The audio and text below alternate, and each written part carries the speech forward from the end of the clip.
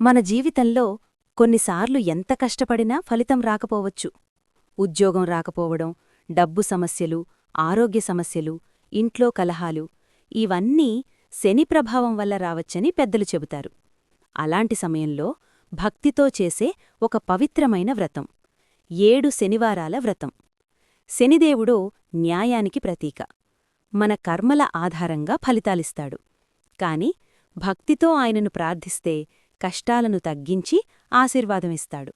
అందుకే చాలామంది భక్తులు 7 వరుస శనివారాలు ఈ వ్రతాన్ని భక్తి శ్రద్ధలతో చేస్తారు. వ్రతం ఎప్పుడు ప్రారంభించాలి? ఏదైనా శనివారం రోజు ప్రారంభించవచ్చు. ముఖ్యంగా అమావాస్య తరువాత వచ్చే శనివారం లేదా శుభముహూర్తం చూసి మొత్తం 7 వరుస శనివారాలు చెయ్యాలి. వ్రత విధానం: ఉదయం తెల్లవారుగానే లేచి స్నానం చెయ్యాలి. శుభ్రమైన నల్ల లేదా నీలం రంగు బట్టలు ధరించాలి.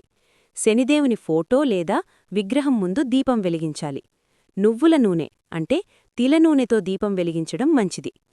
పూజ సమయంలో చేయాల్సినవి: నల్ల నువ్వులు సమర్పించాలి.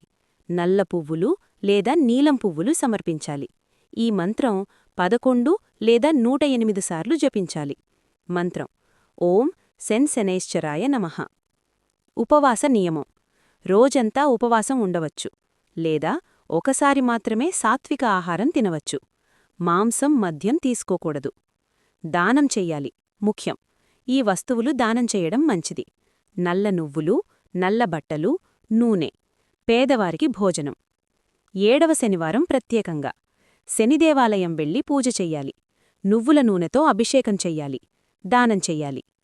వ్రతం వల్ల లాభాలు: శనిదోషం తగ్గుతుంది. ఉద్యోగ సమస్యలు తగ్గుతాయి. ఆర్థిక సమస్యలు తగ్గుతాయి. ఆరోగ్యం, శాంతి వస్తాయి.